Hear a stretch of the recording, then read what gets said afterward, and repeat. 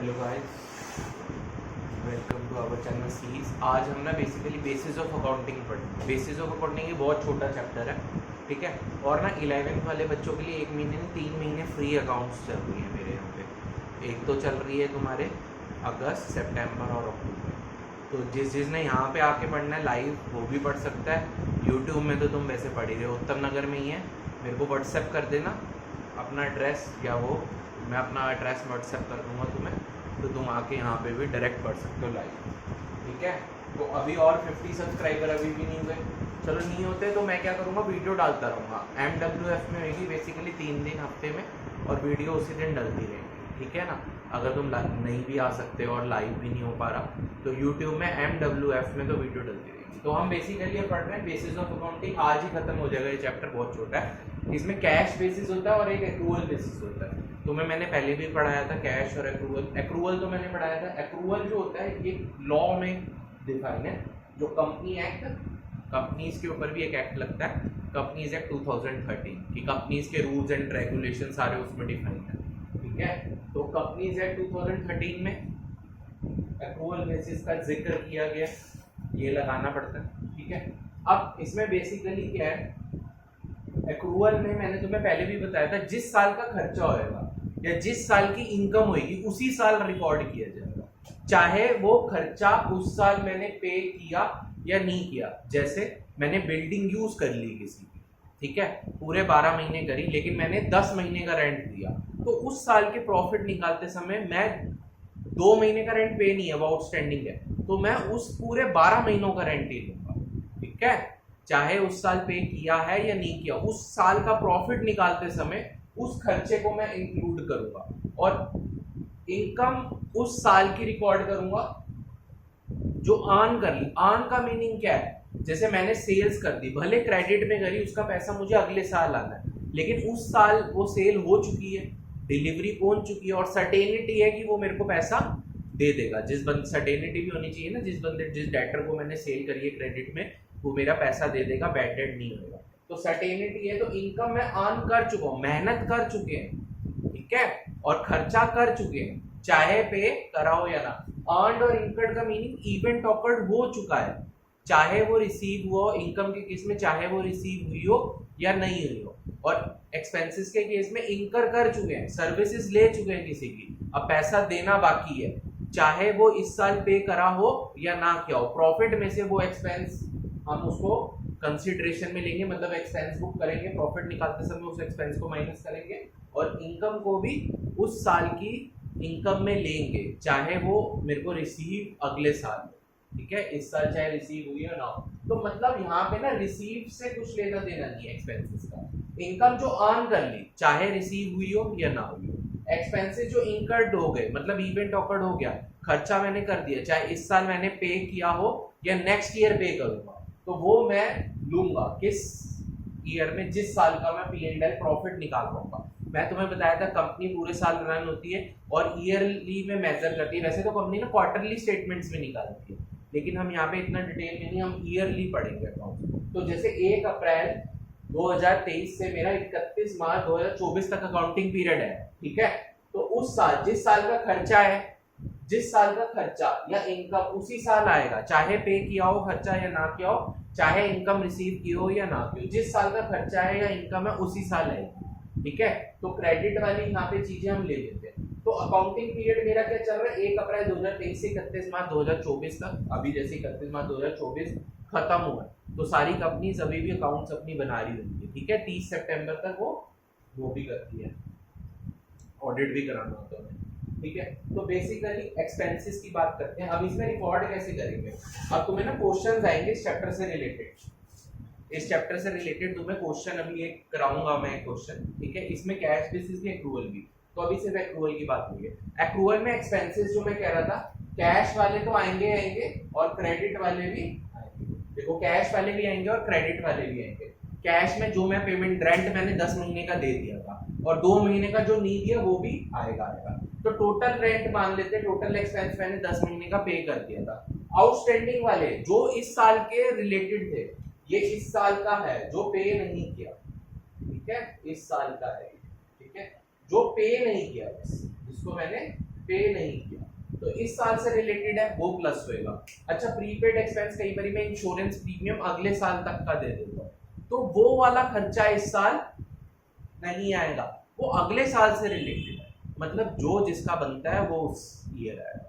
समझ में?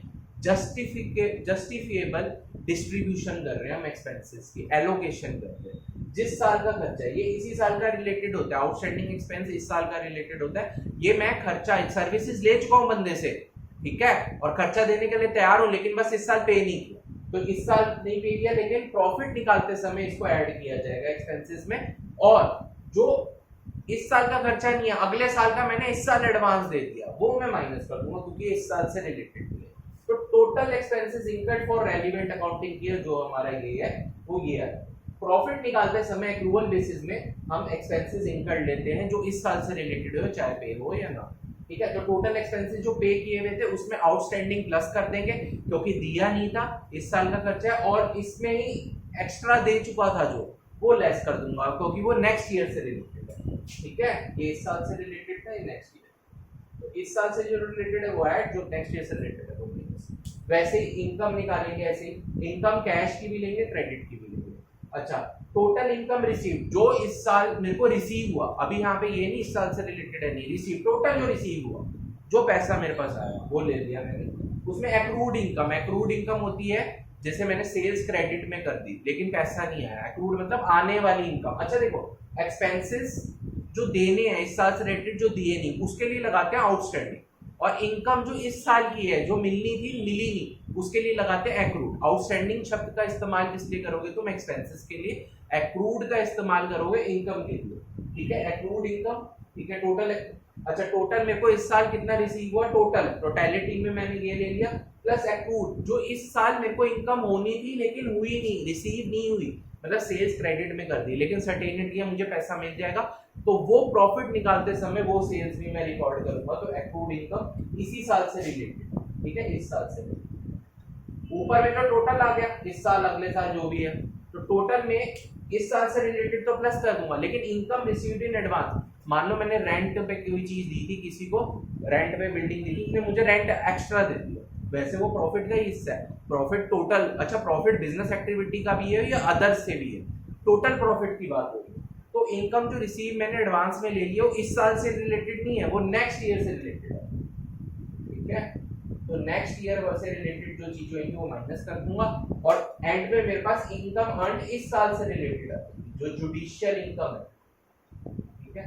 तो कहने की मतलब अगर मैं क्रक्स बोलूं तो इस साल से रिलेटेड खर्चे, इस साल से रिलेटेड खर्चे और इस साल से रिलेटेड एक्सपेंसेस हम एक्रूवल बेसिस में लेंगे, चाहे वो पे किए हो या ना किए हो, रिसीव किए हो या ना किए, जो जिस साल का है वो उस साल आएगा बस, चाहे पे किया हो, पेमेंट से हमें लेना देना नहीं, जिस साल से जो रिलेटेड है वो उस साल डाल देंगे, खत्म कॉन्सेप्ट। अब आते हैं कैश में। कैश में यही है, जो आया बस वो रिकॉर्ड, जो गया बस वो रिकॉर्ड। इसमें ना हमें आउटस्टैंडिंग से लेना देना, ना मुझे इस साल से रिलेटेड, जो पैसा आ रहा है बस वो सारा इनकम में डाल देंगे, जो जा रहा है चाहे जिस साल से पिछले साल का जा रहा है चाहे आगे वाले साल का जा रहा है वो पूरा लेस कर देंगे। रिकॉर्डिंग कैसे करेंगे, इनकम की पूरी रिसीव, इसमें क्रेडिट बेसिस कुछ नहीं लेना, ठीक है।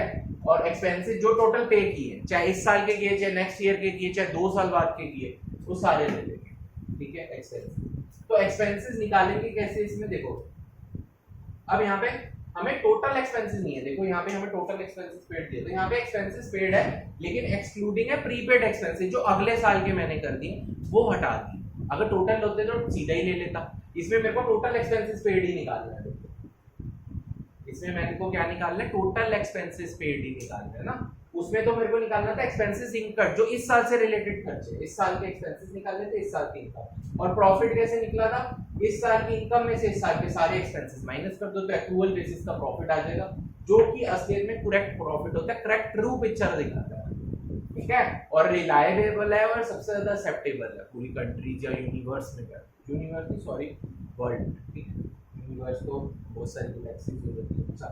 नेक्स्ट, अब इसमें आते हैं हमें एक्सपेंसेस पेड जो थे एक्सक्लूडिंग प्रीपेड, प्रीपेड वाला अगर मेरे को नहीं दिया हुआ, अगर इसमें एडेड है टोटल एक्सपेंसेस पेड तो मैं डायरेक्ट ले लूंगा, लेकिन एक्सपेंसिव पेड में एक्सक्लूडिंग है प्रीपेड वाला नहीं, अगले साल का भी एक्सपेंस दिया हुआ है उसको ऐड करेंगे। अगर एक्सपेंसेस पेड में इस साल का ये एक्सपेंस है और अगले साल का और दिया होगा तो दो एक्सपेंसेस टोटल मेरा पैसा कितना गया बस वो लेते हैं। और इनकम में भी income received excluding income received in advance अगर एक्सक्लूडिंग वाली है तो, और इनकम रिसीव्ड इन एडवांस अगर इसमें इंक्लूड नहीं है तो एक्स्ट्रा प्लस करेंगे। मतलब टोटल इनकम रिसीव्ड कितनी, चाहे अगले साल पिछले साल, मुझे कुछ नहीं लेना देना, मेरे हाथ से कितना पैसा गया और कितना आया, दोनों को माइनस करेंगे, इसमें profit.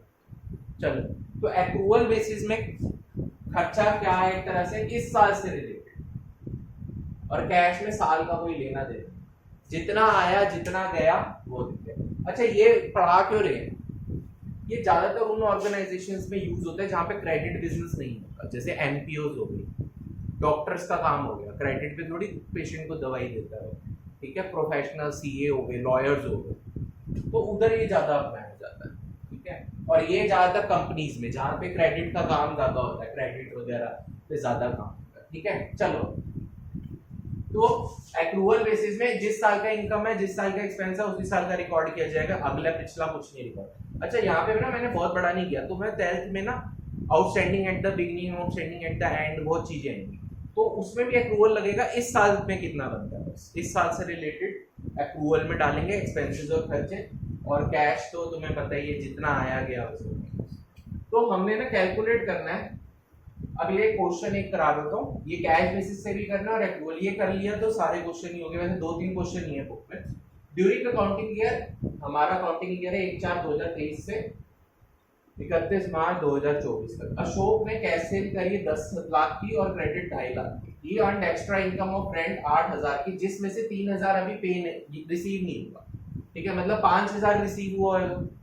His expenses are salary और wages 1 लाख पे करी है और 20,000 आउटस्टैंडिंग, ठीक है। इंश्योरेंस प्रीमियम 12,000 का पे किया 1 अक्टूबर को, मतलब साल के बीच में। अगर तुम देखो ना 6 महीने काटो, अप्रैल से सितंबर तक 6 महीने होते हैं, अक्टूबर से फिर मार्च तक 6 महीने होते हैं, तो ठीक है, समझ में आ रही है। देखो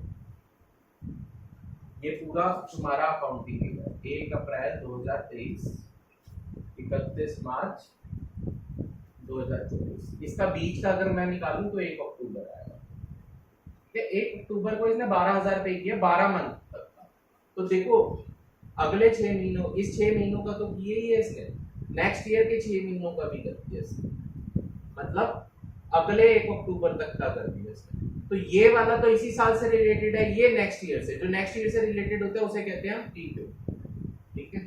चलो आगे बढ़ते हैं। परचेजेस जो कैश थी 5 लाख की थी और क्रेडिट इतनी थी। Calculate is profit cash basis और एक्रूअल। सबसे पहले हम ना कैश बेसिस के बेसिस पे करेंगे, तो सबसे पहले हम कैश बेसिस की इनकम्स ले लेंगे सारी, ठीक है। अब इनकम में मुझे सिर्फ कैश की बात होगी, कैश सेल्स कितनी हुई है वो ले लेते हैं, 10 लाख की कैश सेल्स हुई है, मेरे पास कैश कितना है। अच्छा रेंट की इनकम कैश में कितनी आई है, 8,000 में से 3,000 अभी रिसीव नहीं, तो 5,000 क्या मानेंगे रिसीव हो, तो रेंट रिसीव्ड ले लेंगे। देखो जो पैसा आ रहा है कितना, 5,000, देखा बहुत ज्यादा अंतर आ गया, 10 लाख 5,000। चलो इनकम ये हो गई। अब एक्सपेंसेस की बात करते हैं। देखो इनकम इसमें जो ले रहे हैं वो रिसीव्ड वाली ले रहे हैं, इस साल उस साल का कुछ देख नहीं। एक्सपेंसेस जो है टोटल पे, टोटल इनकम रिसीव ले लो, ये टोटल एक्सपेंसेस, दोनों को माइनस कर देंगे प्रॉफिट आ जाएगा। तो टोटल इनकम रिसीव कितने की थी, 10 लाख 5,000। अब एक्सपेंसेस की बात करते हैं। देखो सबसे पहले इस एक्सपेंसेस है सैलरी एंड वेजेस, 1 लाख पे करे, 20,000 आउटस्टैंडिंग है। आउटस्टैंडिंग से हमें लेना देना नहीं, जो पे किया है, जो मेरा हाथ से पैसा गया है होगा। सैलरी एंड वेजेस पेड ले लेते हैं, ठीक है, कितने के हैं 1 लाख, ठीक है। इंश्योरेंस प्रीमियम 12,000 का पे किया 1 अक्टूबर को, तो मैंने बताया था 12,000 का टोटल 12 महीनों के लिए हुआ, पर मंथ कितना हुआ 1,000, ठीक है। लेकिन यहाँ पे हमें डिवाइड करने की जरूरत ही नहीं है, 6,000 इस साल का पे किया है, 6,000 नेक्स्ट ईयर का पे किया है, 6 महीनों का बना ना, 1,000 एक मंथ का है, पर मंथ है तो 6 महीनों का कितना हुआ, इस साल से रिलेटेड ये है, अगले साल से, लेकिन मुझे इसमें कुछ देखने की जरूरत ही नहीं, टोटल जितना पैसा गया है चाहे अगले साल पिछले साल, वो हम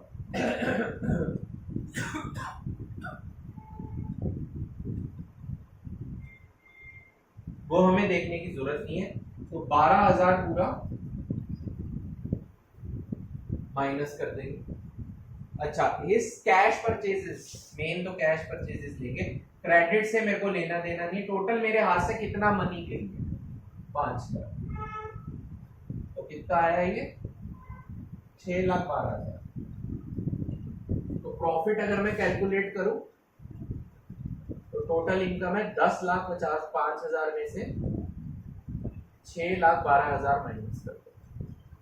देखो अब बच्चों जैसे माइनस करेंगे, ठीक है, ये 9 हो गया, ये यहाँ पे 9 हो गया, ये 15, ये 10 ही हो गया, ये 3 हुआ, ये 9 हुआ, 3,93,000 प्रॉफिट आया। ये कैश बेसिस का है। इसमें ना ज्यादातर मैंने तुम्हें बताया जहाँ पे कैश ट्रांजैक्शन ज्यादा होती है, प्रोफेशनल जैसे लॉयर्स हो गए, सीएज हो गए, या तुम्हारे डॉक्टर्स हो गए, वहाँ ये यूज होता है, या एनपीओज हो गई, नॉन प्रॉफिट ऑर्गेनाइजेशन होती है जो प्रॉफिट के लिए कहते हैं, काम नहीं करते, ठीक है, लेकिन उन्हें प्रॉफिट होता है, तो ये उसके लिए यूज होता है। तो ये कैश बेसिस का मैंने तुम्हें एक पूरा बोल दिया। अब हम कंपनीज की बात करेंगे, रिलायंस इंडस्ट्री, टाटा, जो बड़ी बड़ी कंपनी है, उनको उनके ऊपर कंपनीज एक्ट लगता है, तो उनको ये बनाना कैश बेसिस पे नहीं, एक्रूवल बेसिस पे पड़ता है, मैंडेटरी है एक तरह से, ठीक है, तो वो एक्रूवल बेसिस पे बनाएंगे, ठीक है ना, रिलायंस वगैरह, क्योंकि उन्हें ना करेक्ट पिक्चर चाहिए होती है। अभी तुम ना सेकंड चैप्टर था तुम्हारा प्रिंसिपल्स ऑफ अकाउंटिंग, ठीक है, assumptions of accounting, going concern assumption, prudence principles वगैरह, तो उसमें ये एक्रूवल बेसिस में लगते हैं वो सारे, कैश में कुछ नहीं लगता, ठीक है, तो वो तुम्हें मैंने अभी पढ़ाया नहीं, क्योंकि वो ना वैसे चैप्टर बहुत टफ है, वो तो पूरी अकाउंट्स हो जाती है ना, तो पढ़ाना चाहिए, तो तुम्हें आएगा ही नहीं। तो अभी पहले मैं तुम्हें एक्रूवल बता रहा हूँ, एंड में पढ़ाऊंगा तुम्हें, वो उल्टा पढ़ाएंगे, ठीक है। तो एक्रूवल बेसिस पे सारी चीजें किस पे होती है, एक्रूवल बेसिस पे। अब फटाफट एक एक्रूवल बेसिस का क्वेश्चन करते हैं ताकि तुम्हें पता चले। अरे ये मैंने मिटा दिया, चलो कोई नहीं, दोबारा से बनाना, इधर ही कर लेते ताकि तुम्हें दिक्कत ना हो, ठीक है।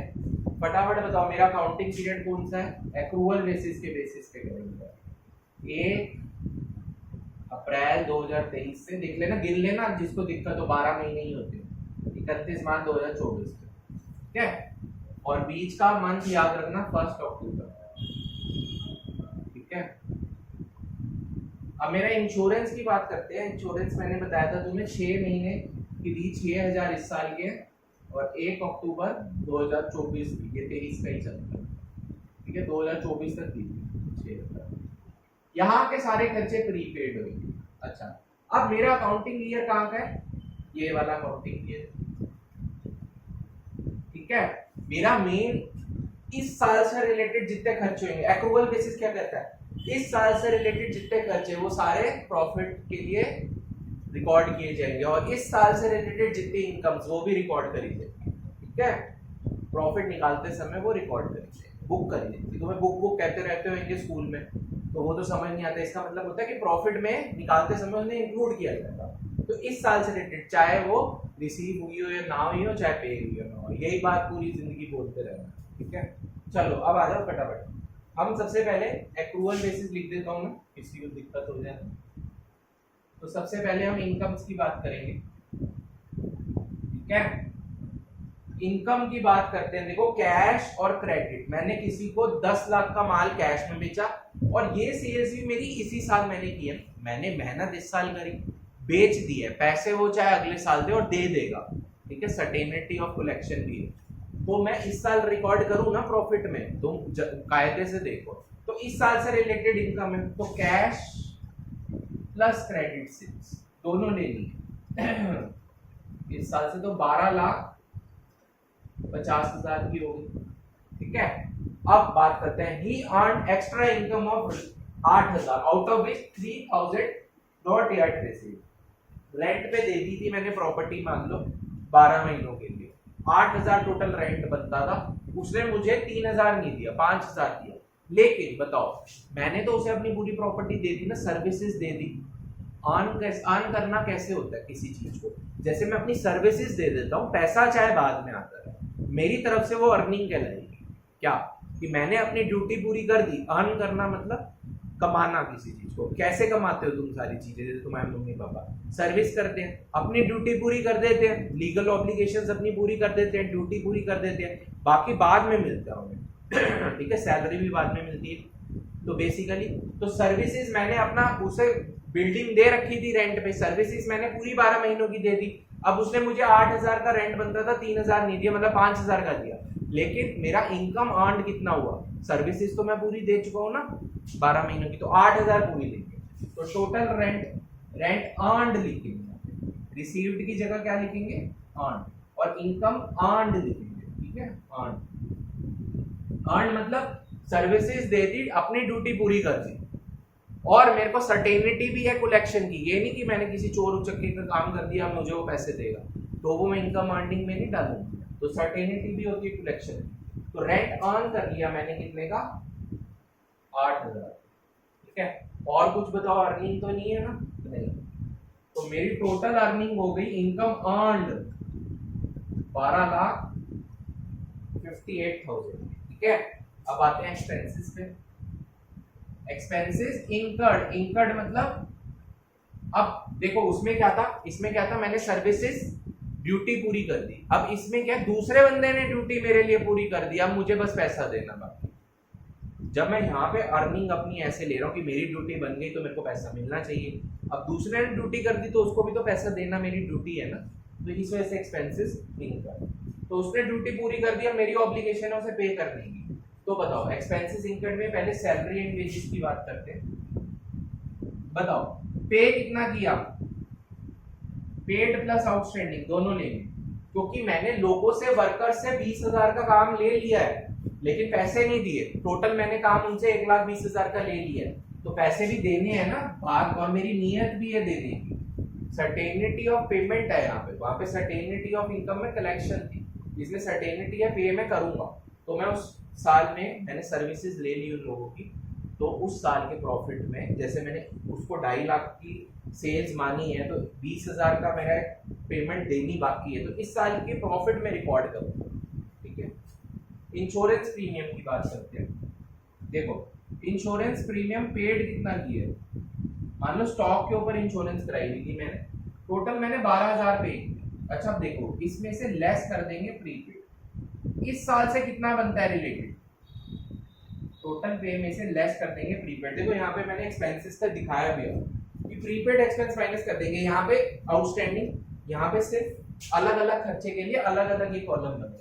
यहाँ पे टोटल एक्सपेंसेस पेड कितना है मेरा, 12,000। आउटस्टैंडिंग प्रीमियम इंश्योरेंस से रिलेटेड तो कोई नहीं है ना, आउटस्टैंडिंग नहीं है, लेकिन प्रीपेड एक्सपेंसेस है, तो प्रीपेड माइनस करके 6,000 इस साल का बनता है, वो आउटर कॉलम में जाएगा 6,000 इस साल से रिलेटेड। तो इंश्योरेंस प्रीमियम या इंश्योरेंस लिख लो यहाँ पे, इंश्योरेंस एक्सपेंस इंकर्ड लिखेंगे, इस साल से रिलेटेड कितना बनता है मेरा। देखो 12,000 टोटल पे किया था, ठीक है, 6 और 6 कितने होते हैं, 12। उसमें से देखो दो तरीके हैं, या तो डायरेक्ट 6 ले लूं, या 12 में से 6 लेस कर दूं तो 6 बचा ना, अगले साल का 6 महीनों का है, तो इस साल का 6,000 हुआ। ठीक है, अब आते हैं आगे, और कोई एक्सपेंस, परचेजेस। परचेज वैसे देखो एक्सपेंस और इनकम में डाल दिए, कोई नहीं होता है। परचेजेस देखो कैश भी करिए क्रेडिट, दोनों तरह की लूंगा। अब मैंने उससे गुड्स ले लिए और उसका माल बना के बेच दिया, सर्विसेज उससे पूरी ले ली, बस पेमेंट करनी है ना उसे, तो पेमेंट करनी है तो मेरी ड्यूटी है, सर्विसेज उससे ले ली, तो 1.5 लाख क्रेडिट है, 6,50,000। ठीक है, टोटल प्लस करने पे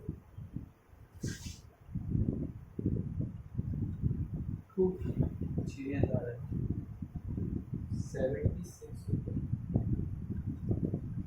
7,00,000। तो इनकम में से एक्सपेंसेस माइनस कर देते हैं तो प्रॉफिट आ जाएगा। बताओ इनकम टोटल कितने की हुई मेरी, 12,00,000।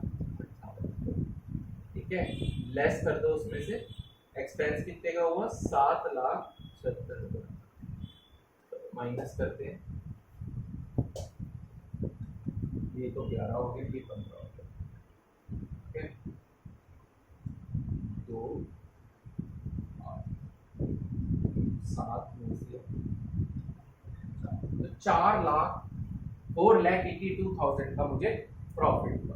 तो एक्रूअल में क्या आने का मतलब, जिस साल की इनकम है जो अर्न कर ली है, अपनी मेहनत पूरी कर ली, अब दूसरे से पैसा लेना बाकी है या दे भी चुके हैं, तो वो इनकम रिकॉर्ड करेगी, और एक्सपेंसेस में उससे मेहनत ले ली, उससे सर्विसेज ले लिए, पैसा देना बाकी वो भी रिकॉर्ड करेंगे। प्रॉफिट निकालते समय मेन पर्पस क्या है बिजनेस का, प्रॉफिट मोटिव है मेरा, तो प्रॉफिट निकालने के लिए हम एक्रूअल बेसिस का यूज करेंगे।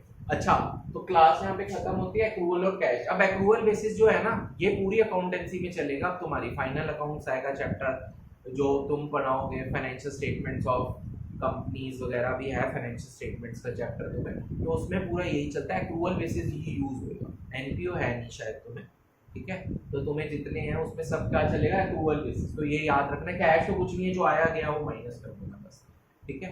तो एक्रूअल बेसिस तुम्हें याद रखना है, ये बहुत जरूरी इंपॉर्टेंट चैप्टर था जर्नल से पहले। अब मैं नेक्स्ट क्लास में तुम्हें जर्नल, अब ना तुम्हारे को जर्नल में एक ट्रेडिशनल है, मॉडर्न क्लासिफिकेशन है, मॉडर्न रूल्स है, ट्रेडिशनल करने की कोई जरूरत नहीं है। अब मॉडर्न जमाने के लोग हैं तो मॉडर्न ही करेंगे, और मॉडर्न के बेसिस पे पूरी जर्नल ड्राफ्ट करेंगे, ठीक है। ट्रेडिशनल वैसे मेरे ख्याल से तो कोई पूछेगा, फिर भी होएगा जरूरी तो बता दूंगा, लेकिन हम मॉडर्न बेसिस से सीधा जर्नल चालू करेंगे, उसी में मॉडर्न बता दूंगा। तो जर्नल इंपॉर्टेंट है। देखो सबसे पहले जर्नल बनेगी, अकाउंटिंग क्वेश्चन तो कोई चैप्टर था नहीं, वो बैलेंस शीट का शॉर्ट वर्जन था। सबसे पहले जर्नल बनती है, फिर लेजर बनता है, फिर ट्रायल बैलेंस। वैसे तो सबसे पहले ना जर्नल भी नहीं बनती, बुक्स में डाल दिया जाता है। सबसे पहले ट्रांजैक्शंस होती है, उसे परचेज बुक, सेल्स बुक्स वगैरह में डाल दिया जाता है, और इतनी सारी जर्नल बनाने की जरूरत नहीं होती। जो